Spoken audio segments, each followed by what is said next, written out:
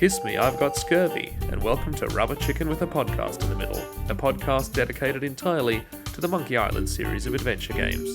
In this episode, we discuss Part 1 of Monkey Island 2 LeChuck's Revenge, the Largo Embargo. Well, gee, I feel a little guilty now. Hello there, and welcome to Rubber Chicken with a Podcast in the Middle. I, as ever, am Gordon. I'm Alistair. And this is the internet's only podcast entirely dedicated to Monkey Island, I think. That may not be true. I don't have data to add that up. But we think it is. We like to think that it is. Yeah, but also who cares? Yeah. Okay, so today we're going to talk about a bit of news. Yeah, we're going to talk about the first part of LeChuck's Revenge, the Largo Embargo. Our latest spin on Madly Rotating Buccaneer.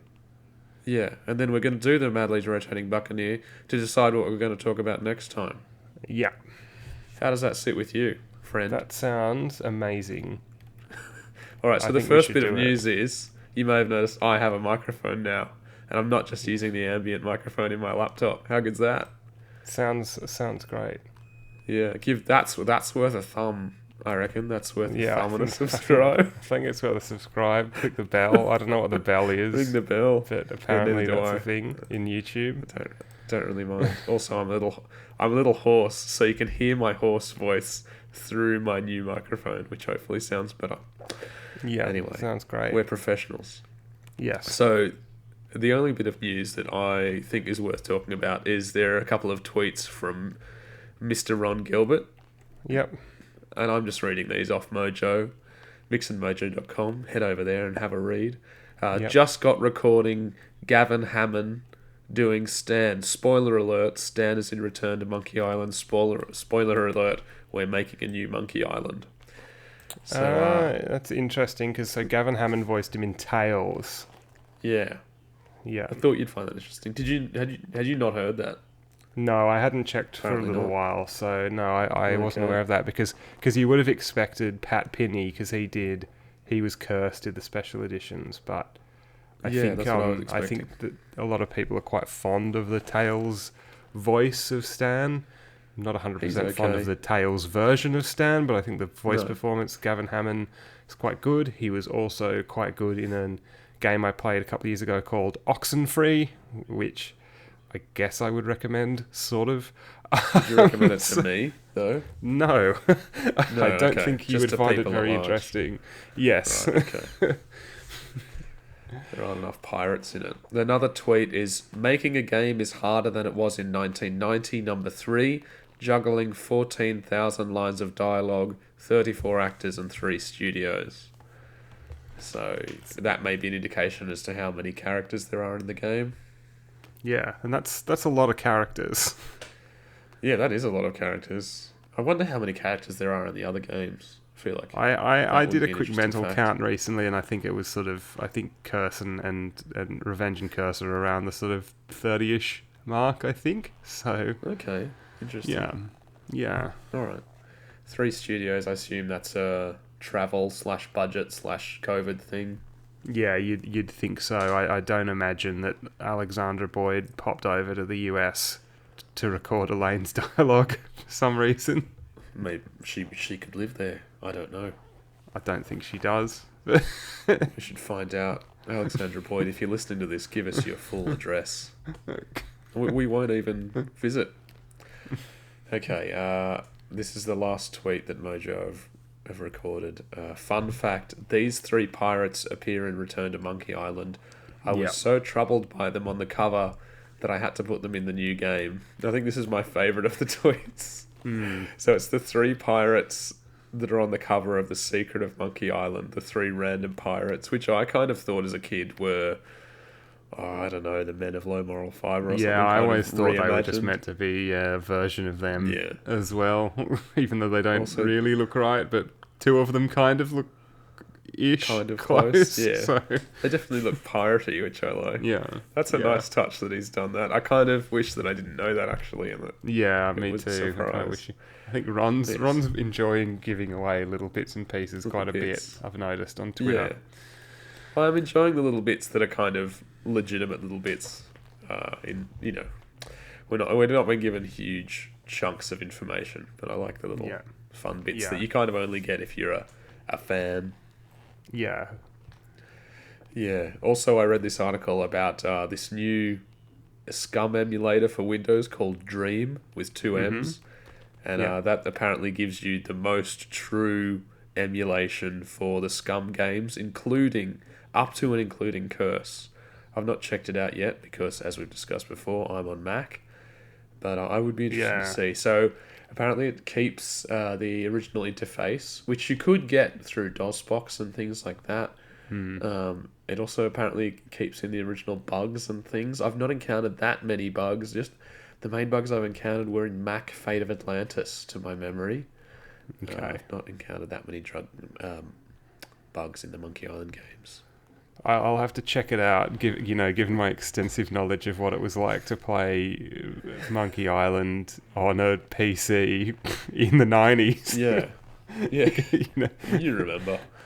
I remember well. I remember playing it on a Mac, but they should have should have a special version that emulates just the Mac versions. So this needs the original EXEs. I don't think it necessarily works with the GOG re-releases and things like that. Yeah, no, okay, that's interesting.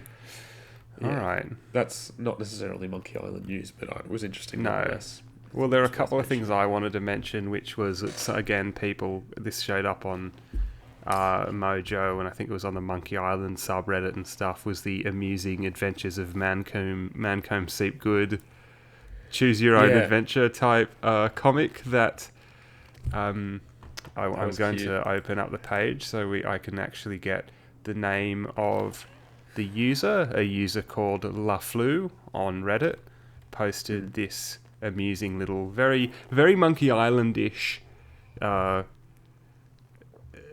kind of piece where it starts off with Mancomb Seepgood, who of course is one of the first people you can meet in the Scum Bar in Secret of Monkey Island, off for some grog, and he needs to find the ingredients for the grog, and it involves sort of wandering around in a forest and weird stuff like going to an ice cream stall or finding a dude whose truck's broken down in the woods and stuff, and even for a little funny choose your own adventure comic, I thought it was pretty cool. And I actually went through it a couple of times. Yeah, I've not had a go at it actually, but I want to. I saw it and I sent it to you, and I was like, "This looks cool," but I've not actually gotten around to it. But it was fun. It was fun and had weirdly atmospheric for what it was. Okay, as cool. well. Is there like a highlight that you could point out? Off the top of your head, the ice cream store, maybe. I think it's either the ice cream store or as you find a battery in your ice cream, a 9-volt battery, or the related thing to that is the dude whose truck's broken down in the woods. But I think I honestly think my favourite thing is that there's quite a few panels of forest that you can wander around in and get lost in, and that feels very evocative of Secret. And it's literally just drawn panels on a page with numbers for go here if you're going down this path, or go here if you're going down the other. But it is easy to get lost. Kind of thing. And so that was cool. I also wanted to mention that Ron posted on his blog, his attempt at a development diary for Return. And probably the most interesting thing there was that he and Dave Grossman very early on considered the possibility of having Elaine also be playable in the game. They didn't end up going with it, but I thought an interesting thing. Definitely an interesting insight into how Ron sees this series, because it sort of shows that maybe in his mind, like, Monkey Island isn't necessarily just Guybrush. He's open to the possibility of playing as other characters and stuff, which has never been done in the series, and I thought it was interesting that he considered it.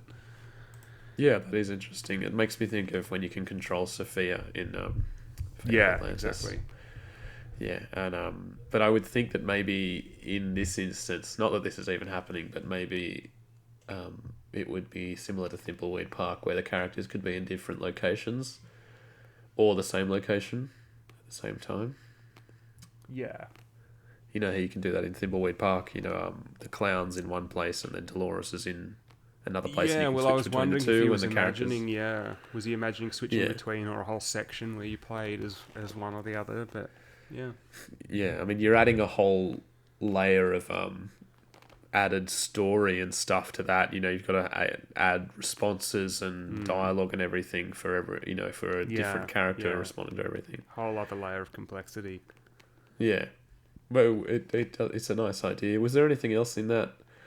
That was probably the most interesting thing in that. I think that was the most interesting thing. Yeah. Yeah. Hey, there aren't many entries if you're gonna go read it. It's a brief read. He gave up pretty quickly. Yeah. Yeah, it's not like reading Jordan Mechner's Prince of Persia development diary that just goes on forever, which is fascinating, but it goes on for a long time. Okay, so shall we get into the Largo Embargo? Yeah, I think so. I feel like we should have the Monkey Island part music here. Know. Oh, I was actually thinking the opening of LeChuck's Revenge. You know.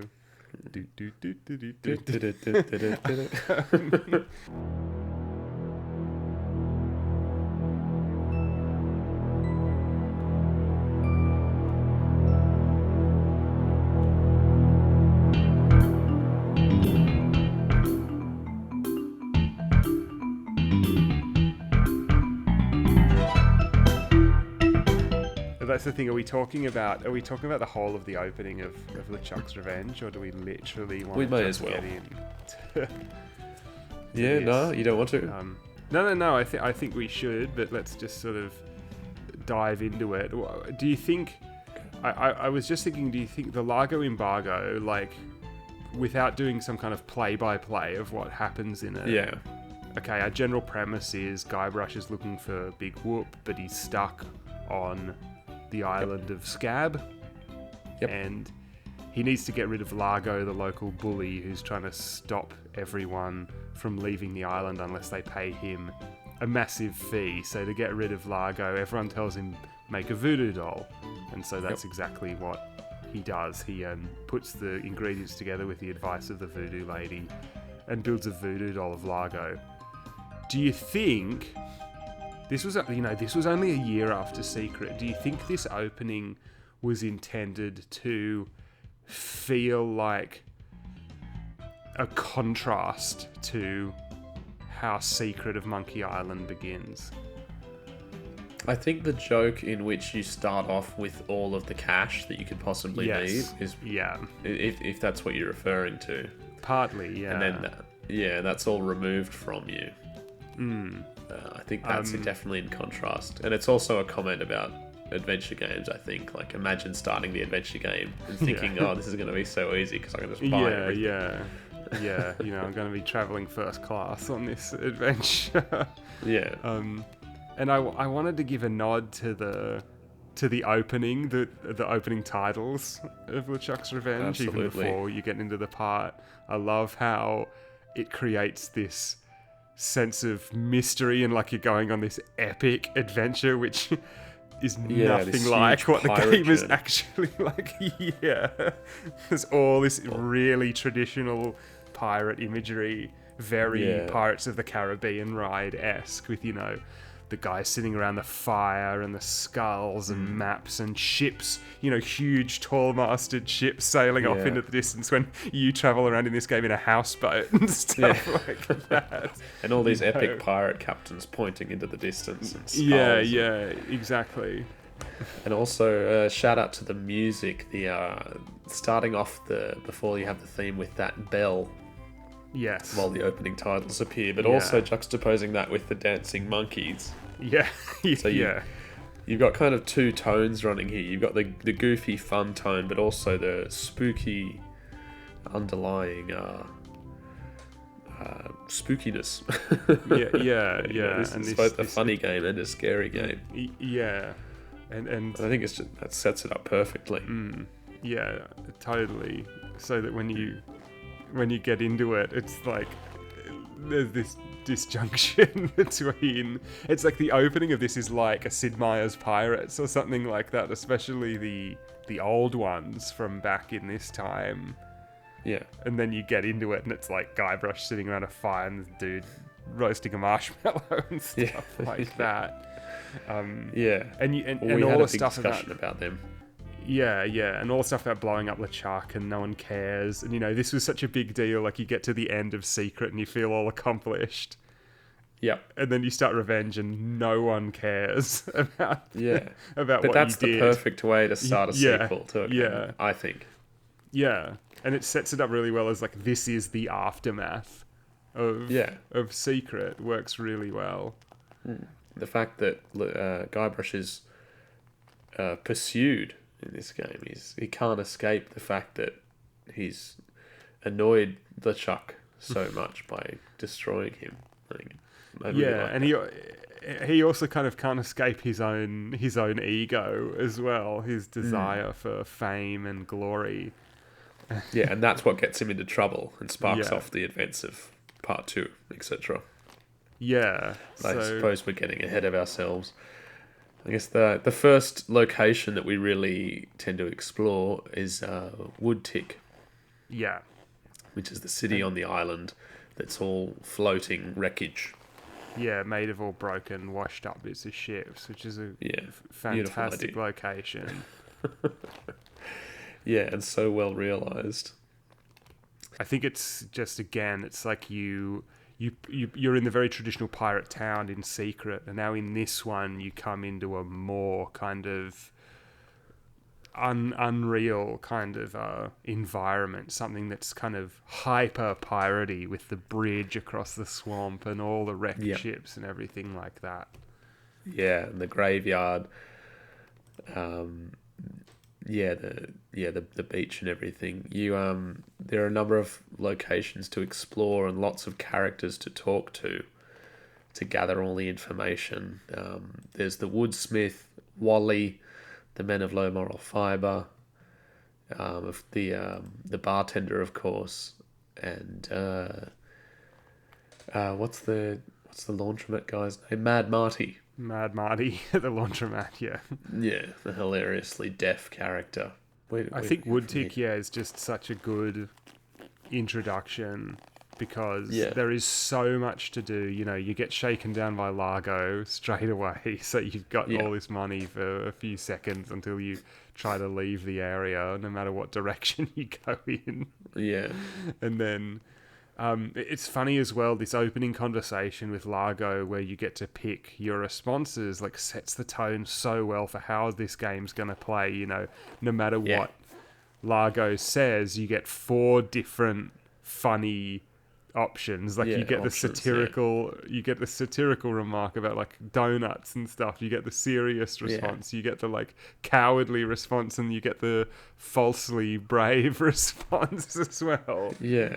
This is like you feels like you get to kind of write your own version of the story by making these choices. Yeah. And this is in stark contrast to what we were talking about last time, where you would make a dialogue choice and Guybrush would just overrule that and just plough straight ahead. So what's the point of the dialogue choice? Yeah. And that was something in Tales that became less pronounced as it went on, but definitely something that makes it feel like you have less freedom to dictate the humour, the script of the comedy. Yeah. Also, while we're in that first scene in Woodtick, I'd just like to pay homage to picking up the shovel that's in the sign that says no digging. No treasure hunting zone. No treasure hunting, There's always a great gag. Yeah. Yeah, so other locations on let's go through Woodtick. You've got the hotel where there's only one room and it's been rented out to Largo. Yeah. And there's junk everywhere and old and his food toupee and stuff. Yeah. I love the look really peg disgusting. bite of the pet alligator, and the innkeeper looks so stressed out trying to deal with the fact that I think Largo's not paying his bills and stuff like that. Yeah. I love all the ambient dialogue. You look at the innkeeper and Guybrush goes, busy guy, or if once you get roughed up by Largo, Guybrush goes, oof, tough town, stuff like that. I love all the little bits of dialogue nice and simple. In this opening. Yeah, it keeps it really simple but really funny. There's just so much to do and look at, so many characters to talk to and everything. Yeah. Well, one of the main kind of dialogue scenes in that opening woodtick area is with the bartender, when Largo actually appears and a little cutscene kind of plays out, and he takes all the bartender's money. Yeah, and that kind of...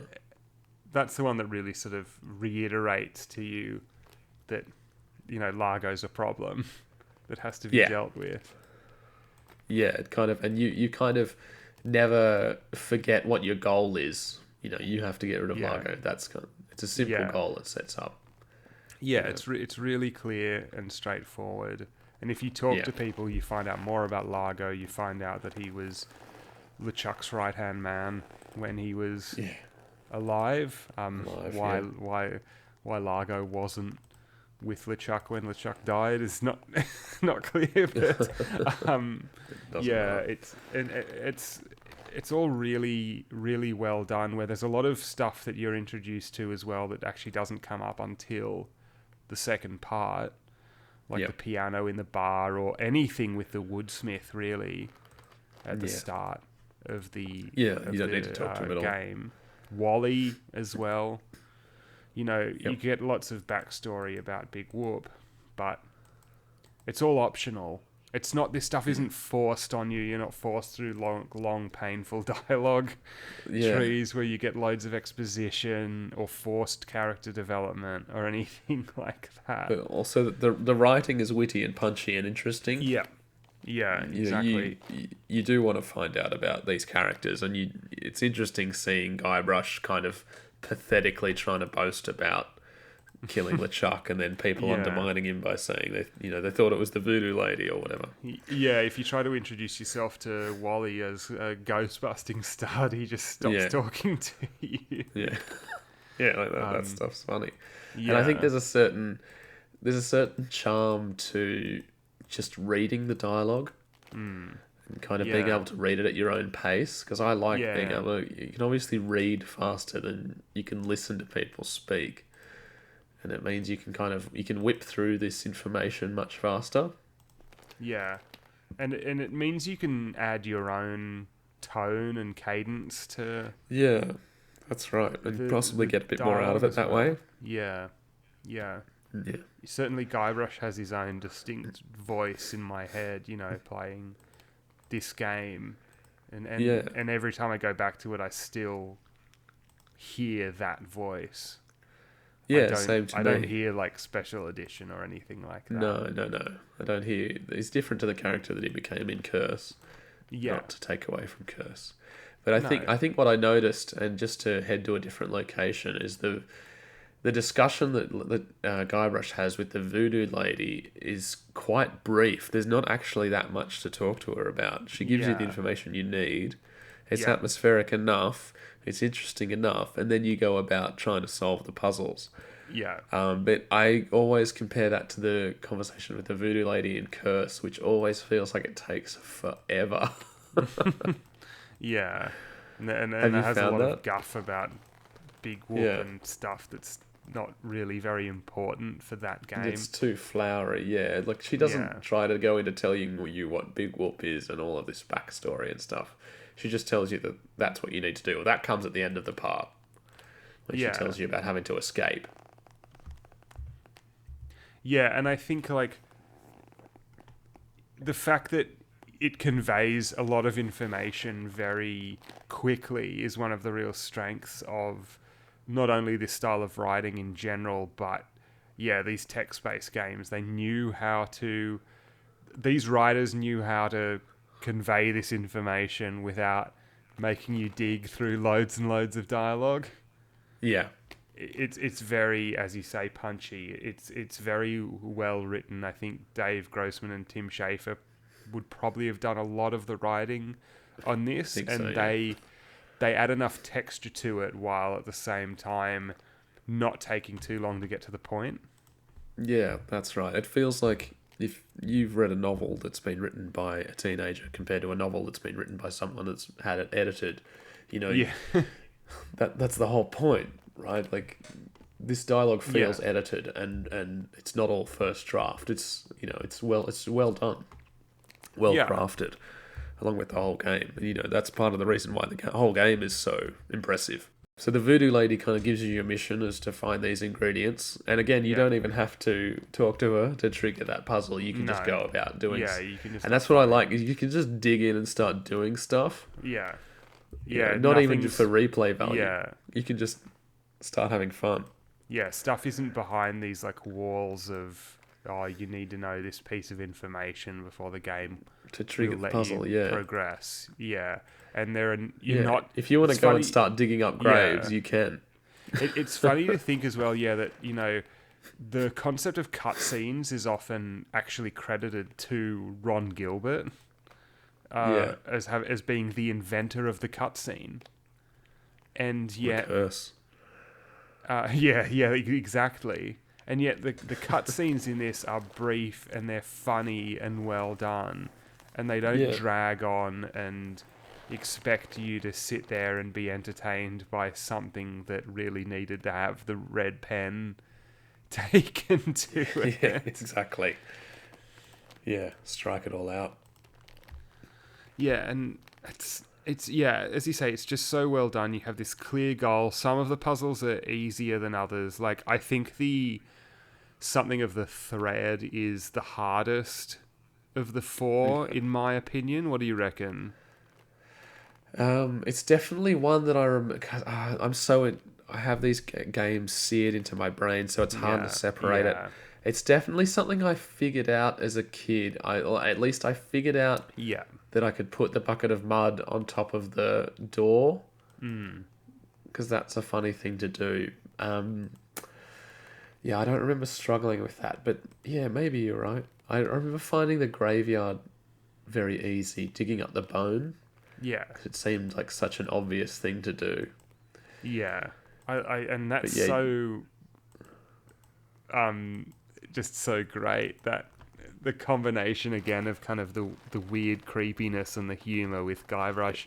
Yeah, you know, saying, "Oh, this is creepy feeling," and digging up the bone and the lightning and the thunder and then his pants fall down. Yeah, it's that great juxtaposition of tone. It really is that comic relief, right? Yeah. Because how do you have that? How do you have that scene where, you know, you're literally grave robbing and you're picking up a bone that's still got meat on it? You know, how do you diffuse that? And you know, they do that and that's just such a great creative choice. But it's stupid, but it's not too stupid. I don't know.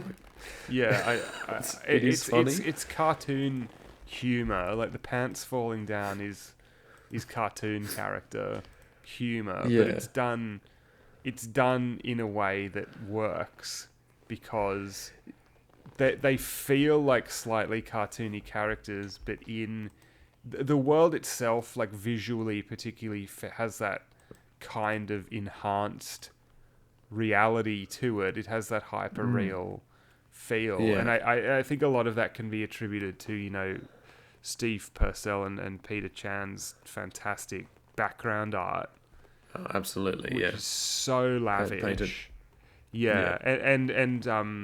And Michael Land and Clint Bajakian and Peter McConnell's music as well, which adds so much atmosphere to it. Yeah, it doesn't feel like Guybrush is, you know, the cartoon stuff doesn't feel out of place, because it feels like a slightly cartoony world, but it does feel like a slightly sinister world as well. This game marries those two things so perfectly. Yeah, and I always found Woodtick to be like the comforting part of Scab Island, and I found as a kid I always found the rest of Scab quite made me feel uneasy. You know, the way their iMuse works. So as soon as you kind of exit to the map, the mood changes in the music, and it makes you feel a bit more isolated, wandering around the island. Yeah, and all of the life is in Woodtick. The Scab Island theme is very melancholy. Yeah, as well, and the cemetery theme is fantastic.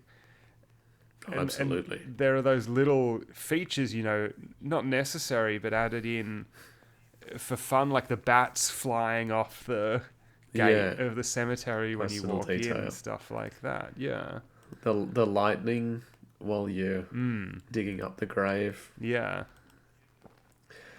Yeah, it's just chockers full of atmosphere. Yeah, yeah. But yeah, but not afraid to laugh at itself, which is No, so tons great. of that Monkey Island humor, that very specific brand of humor that they're so good at. Yeah, And yeah, that's right. it mixes perfectly. Yeah. So the two other ingredients you need to get are a toupee, which you kind of just find Yeah, she takes some take scalp from particles Largo's from room. Yeah, it. Yeah, and some spit, which you wipe off the wall, and then you later on need to use that paper that you wipe the spit off in part 2 to write something down. But that's for yeah, part 2. yeah, and eventually and gets referred to in part that's 3. in that. Yeah, that's in that barroom scene that gets triggered by Yeah.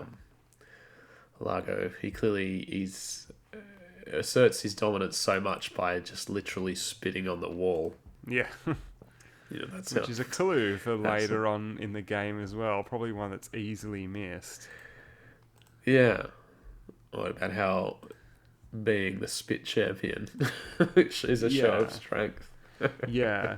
There's a couple of things I wanted to ask your opinion about regarding the 4 voodoo ingredients. So the bone is pretty obvious, and then we've got the spit. What about the toupee and the bra? Like, if we start with the toupee, is the joke just Largo wears a wig? Like, but it doesn't look like his hair. Like, Well, is it implied that he's currently where he has multiple wigs? yeah, well, yeah, it's one possibility, and I think it's probably the intended joke. I always found myself thinking, like, is it meant to nod again towards this idea that, like, this is all a performance, that Largo's just an actor, you know? Okay. I'd never maybe really I'm thought reading of that. into it too My much. only other idea with both the toupee and the bra is that it's a dated kind of Yeah, his hair's transphobic falling joke. out, and he likes to wear women's clothing. Yeah, Thing. that's basically all I thought it was. But I like your idea of him being an actor, and he does have the changing screen that you hide behind and things like that. Yeah, and I was just thought that was Largo's room is just so strange. The toupee doesn't look anything like Largo's actual hair that he has. No, that too. In the thing and in the character model. The thing I always wondered with the bra, right? I don't know. As a kid, I've definitely heard the argument like it's an outdated joke saying like, oh, he wears women's clothing, so he's not actually as tough as he appears to be. You know, it's sort of an outdated sexist joke like that. But when I was a kid, I always thought the joke was just bras are funny. Like, I always thought Mad Marty had given you the wrong It's thing. like if you had to say what's the funniest piece of clothing, it's either bra or undies, right? It seemed very Python-esque. Yeah. Like that was something that would be a gag in Monty Python. Like, oh, I'm here to pick up, Colonel so-and-so's clothes, and it'd be a bra or something like that. And the joke being like you wouldn't expect that this person would have that item. Wear women's But at clothing. the same time, I mean, again, it kind of comes back to the same thing. Is the joke that Mad Marty gives you the wrong piece of clothing? Well, that's the other thing, because the voodoo lady says that the ingredients are not perfect, right? Yeah, and it's that thing of, Monkey Island is always about making substitutions, something that they lean into a bit overtly again in Tales. But here you literally have fake hair, possibly someone else's clothing, Yeah. I wonder if, was that intentional or not? I don't know. I don't know. I think maybe it just is funnier than if you ended up with his shirt and you ended up cutting a bit of his hair off in a barber's chair or something. Yeah, because all of these things, as you say, the idea of just substituting the poor quality ingredients is funny. Yeah, and you know how but it's not treated in a wildly farcical way. No, they're just it's just a bit silly, but it's still treated with seriousness. yeah, it's still played relatively straight in some respects. Yeah. And you get the sense that, like, yeah, the voodoo doll is painful, and that it's this quite nasty thing that you're doing, even though Largo's obviously not a nice person. Yeah. But yeah, I think it's weird that you have these elements, and I mean, it's very Monkey Island again. The idea that, like, well, It is. Yeah. and it's a styrofoam head as well. Yeah. In Largo's room, like it's anachronistic. It's like a hat maker's bust or something like that that you'd buy at like a craft shop. Yeah. And yeah, I just I don't know what to make of it. I just think it's genius. I guess yeah, well, that's the thing. And the thing with this, and yes, I'm going to go there, is with any great art, it's open to interpretation, and that's why you can have these discussions, and that's why this is in comparison to last time when we discussed Tales, when there was kind of just nothing. It's all face value. There's nothing deeper to discuss, but we can in a game like this that's, you know, such a masterpiece. There are these ideas that you can really get into the nitty-gritty. Yeah, and I'm just sort of... Those details make me think, you know, they're probably just jokes, but they add that layer of mystique to the world, and it's sort of like... There's a reason people are still playing this game. Yeah, man. When we were talking about Tales and background details, you know, you go into Wally's house, Wally has a bed and a stove and a nightstand. You know, because these are made by artists who care. Yeah, and it's exactly. and they're painting these backgrounds and taking pride in it. It's not everything being modelled in this 3D environment, you know, or everything being concept painted first and then being modelled and then the detail being glossed over because it's not important, but it is important, and that's why this game is such a masterpiece in comparison. Yeah. But even in its own right. Yeah, exactly. And I think that it shows, like we were talking about Ron Gilbert's tweet about how making games was easier back in 1990. You know, and I'm not in any sense implying that Monkey Island 2 would have been easy to make, because I doubt that it was, but I think that what they could do with the resources that they had available was much less intensive, probably, in terms of the kind of work that was involved. Like, they could get... Well, this is a point that Ron's made before, where everyone would go to lunch and, you know, relax and have a chat, and then they'd come up with some goofy idea, and then come back from lunch and spend the afternoon implementing that, because you could. You know, it would only be a matter of inserting some dialogue or making a new graphic. Yeah. It wasn't... You didn't have to restructure the entire environment around it, or if you had to, you could. Yeah. It wasn't that laborious a process. And I guess like that kind of thing shows being developed by a small team, a passionate team, an intelligent team, well read. And using tools as well that were obviously well designed for what they wanted to accomplish.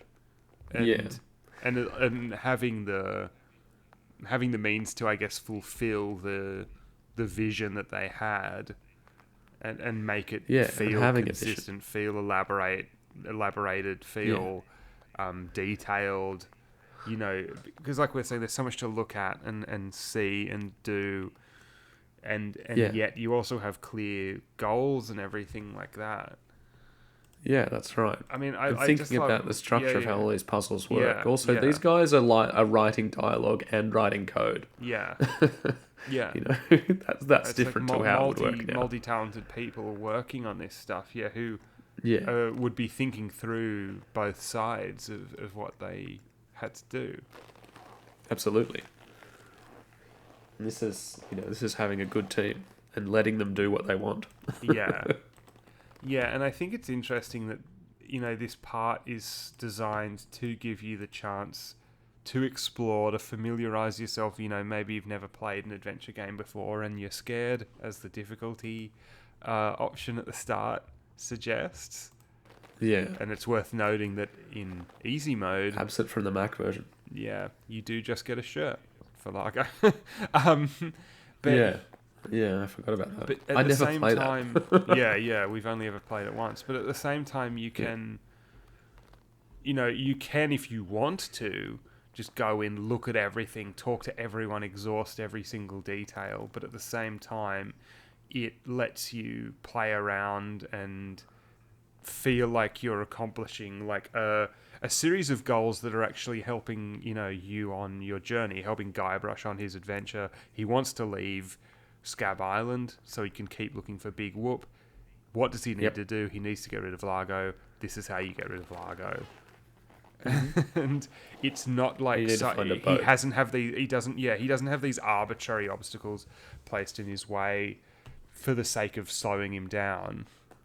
Yeah, that's right. And Largo is tied into the greater story by the fact that he used to work for LeChuck, which is not something you necessarily have to have, but it adds to the stakes a little bit, I guess. It creates a sense of connection to the wider storyline, I guess. Yeah, that's right. It's simple stuff, and this is something that you and I often discuss. These are simple goals, simple ideas. The goals are clear. Yes. You know what you have to do at all times. Yeah. And the world of Guybrush is small enough for you to be able to get completely immersed in it. You can expose yourself to as much other dialogue, and you can find out as much about the story as you possibly can if you choose to, or you just focus on the puzzles and treating it as a game. You've got both options there. Yeah, and even the amount of storytelling is relatively light, and so even if you want to get into it, it doesn't expect you to spend enormous amounts of time reading or listening or whatever. No, that's right. Yeah. Yeah, and it makes a big difference because I guess, it does focus you kind of on the gameplay and lets the gameplay and the art and writing kind of contribute to each other, form that more cohesive whole. Yeah, that's right. It comes to the fore. Also, these puzzles are not use item with item puzzle. Yeah. I think that's a common criticism with adventure games. Is that's kind of what they turned into. And I think putting the bucket of mud above the door again. That's like a cartoon character gag. Digging up the grave. These are all. You have to find the appropriate item that will let you achieve a relevant goal. Yeah, it's not just you use this thing with that other thing to get some convenient device or something like that. Yeah, that's right. It's not like, the ancient summoning artifacts. Or that bird thing that talks. Yeah, the pyrite parrot. Yeah. Yeah. Anyway, getting back to the game, what other locations? Of course, there's Captain Dread's ship. Yeah. Here's a funny thing with Captain Dread's ship. When you were a kid, do you remember if you did this? Because there's a big long kind of gangway to get aboard, and you have to walk. It sweeps from the left to the right, to the left to the right, all the way up to the entrance. Yeah. Did you ever click on each corner to make Guybrush walk to each bit? Oh, I think I probably did. Yeah, thinking I remember I used to do that.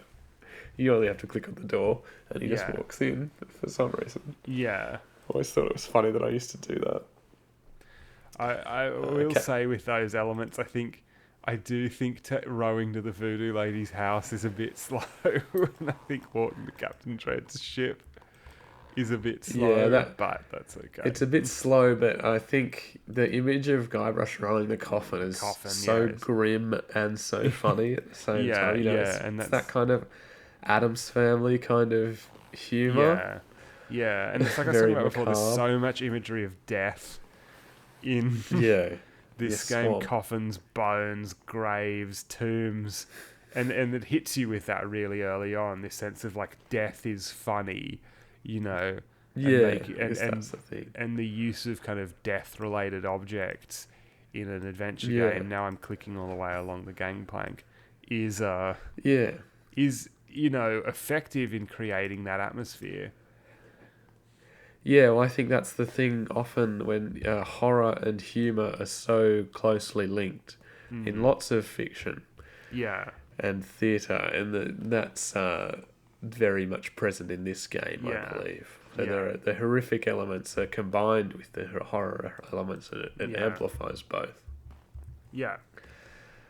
I'm thinking about things like, I know it's not in this part, but in part 2 when you bring Rapscallion back to life, and it's kind of this gruesome animation as he forms back from ashes to a skeleton, and then his skin appears. But then the character itself is so goofy, and he kind of prints the map piece out of his mouth like a...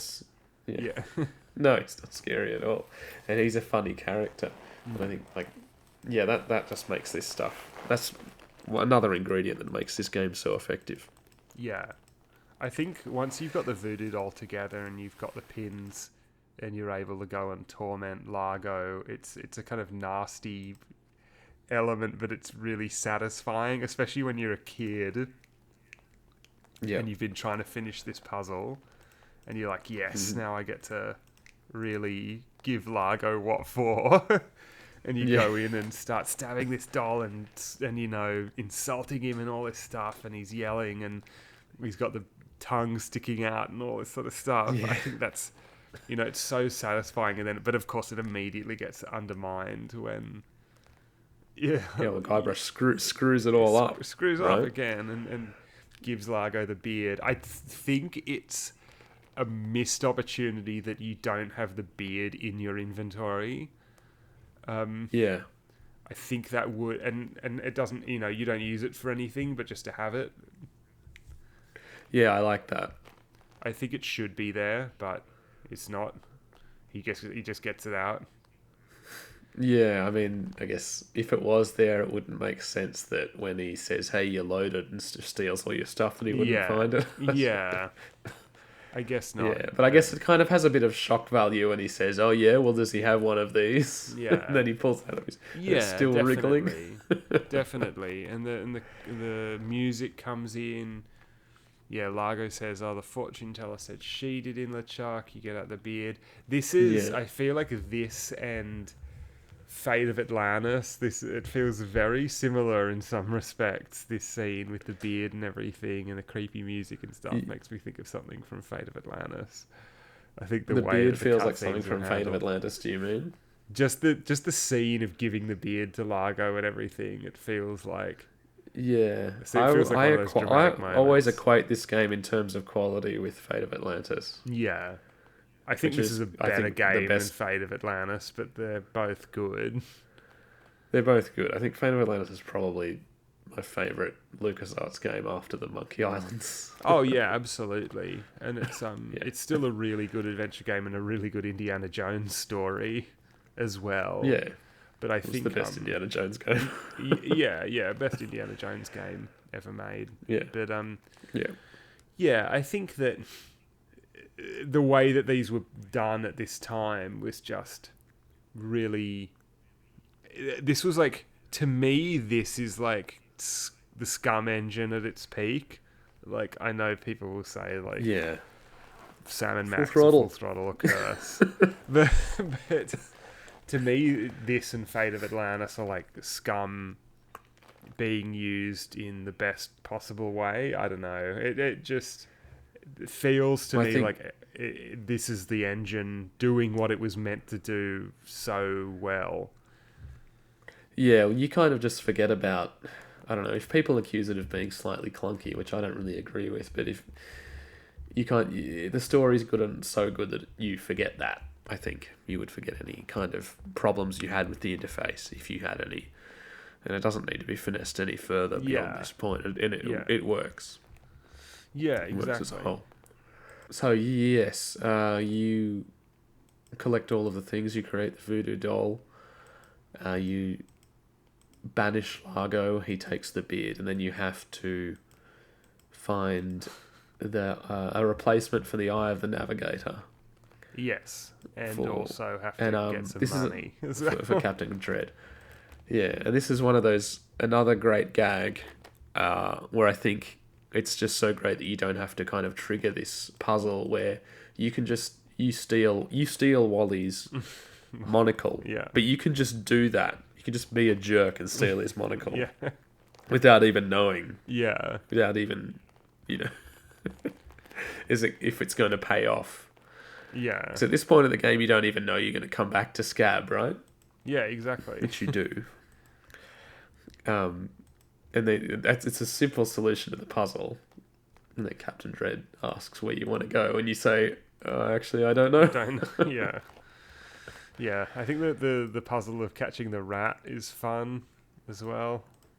The Vichyssoise. I like putting the cheese squigglies in the box, and figuring that out as a kid was satisfying as well. Like the rat's a bit scared of you and will run away. That's a little finicky, that puzzle. Yeah, but once it's eating the food, setting Pegbiter loose, the lizard. Yeah.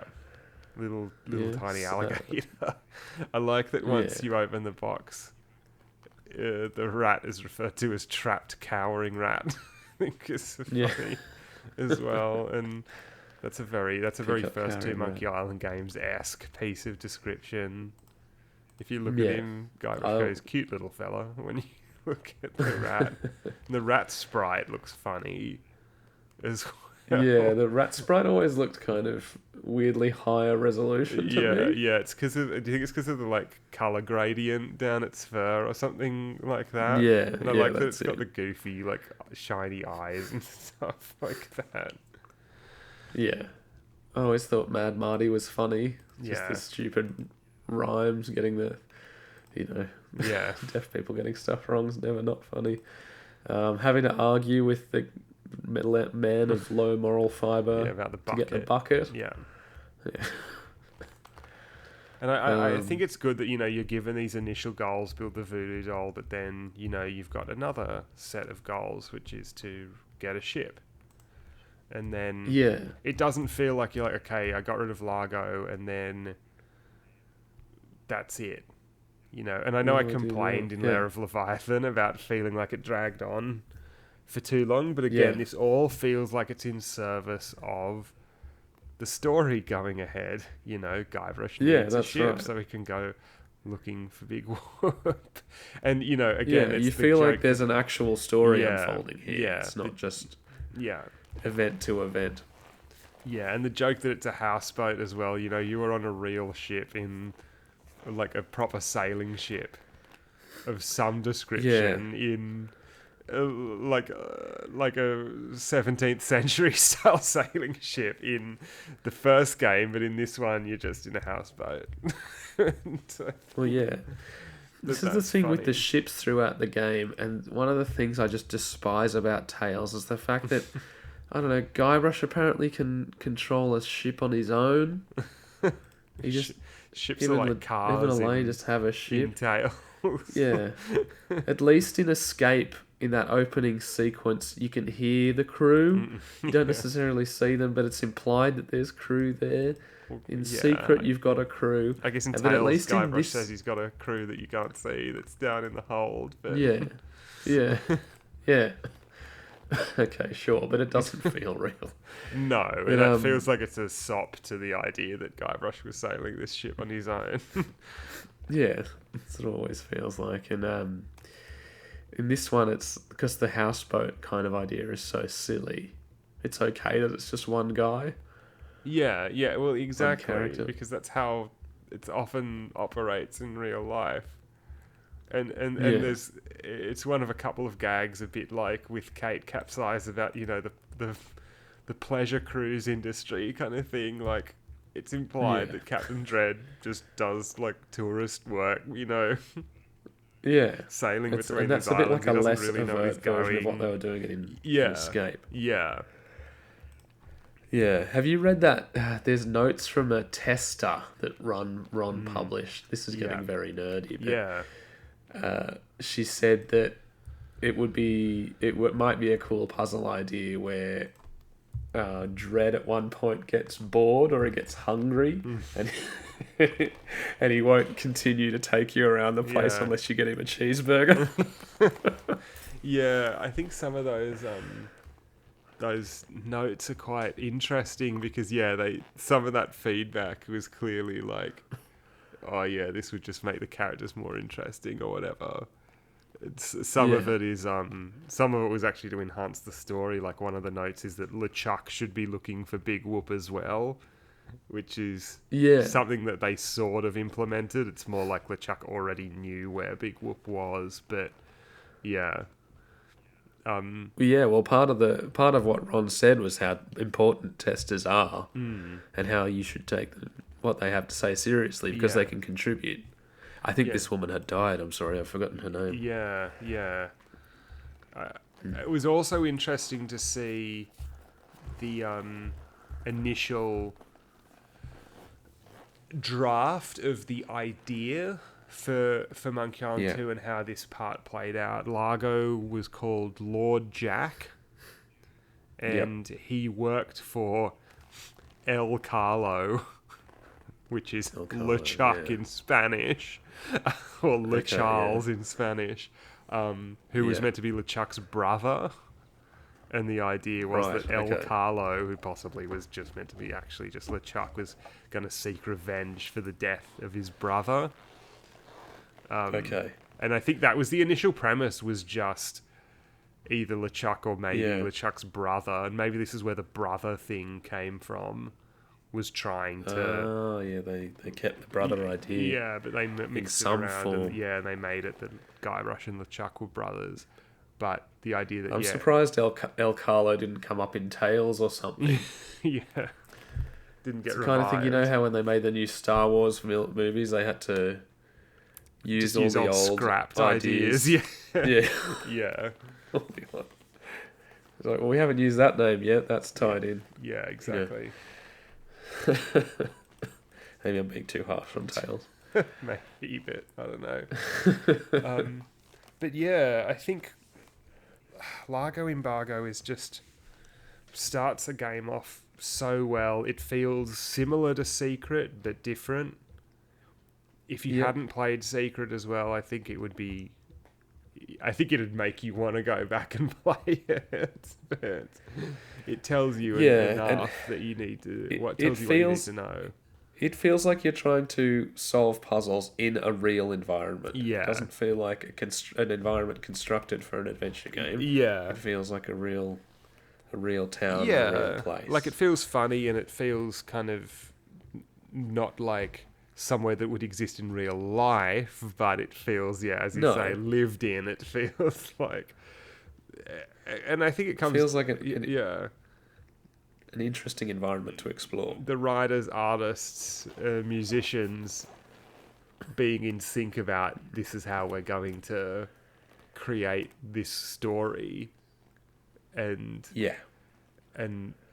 make it feel like that you're off on another Monkey Island adventure where you're discovering more of the Monkey Island world than you saw in the previous game. Exactly, and you've really moved on from the previous game. Yeah, exactly. Guybrush as a character has developed slightly. You're seeing what's the next logical step in the story.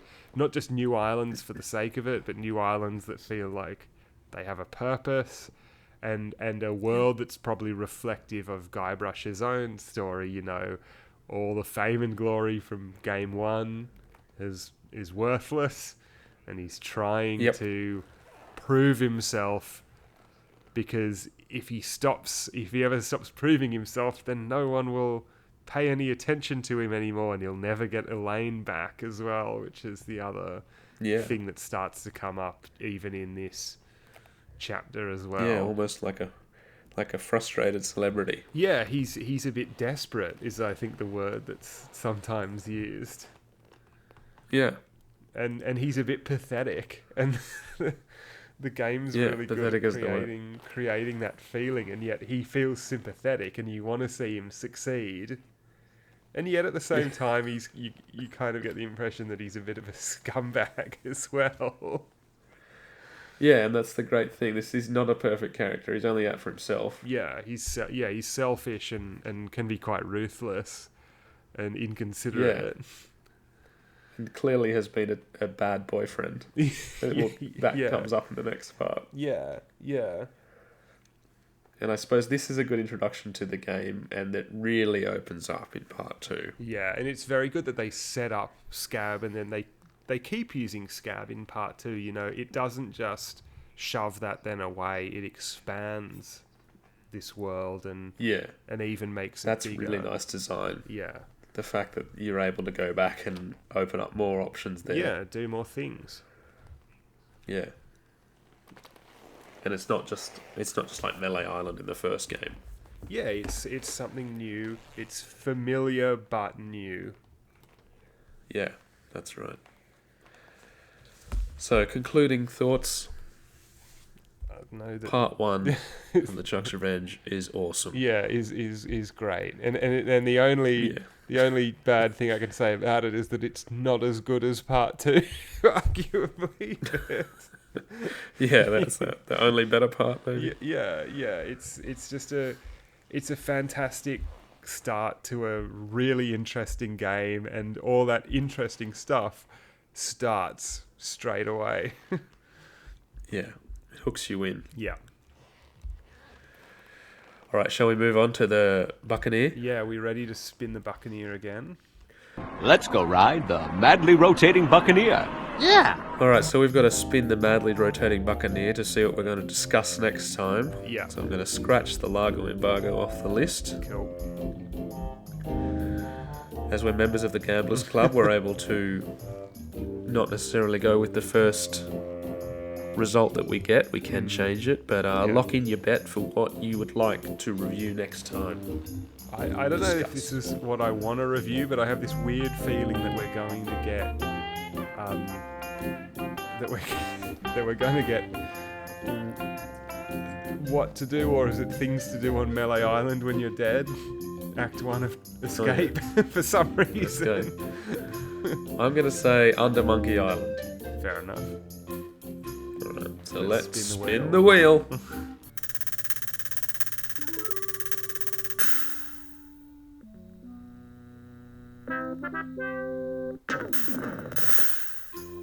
Okay, the results are in. Yeah. I quite like this part. Yeah. The curse gets worse. Sure, let's do it. You gonna keep that? Yep. We haven't done Tails. We haven't done Curse yet, so No. I actually really like The Curse Gets Worse, so I'm happy to play that. Yeah, absolutely. Looking forward to it. Alright. Well, thank you for listening to Rubber Chicken with a podcast in the middle. We'll see you next time in Piotr Polo. I'm Gordon. I'm Alistair. And... Look behind you! A three-headed monkey!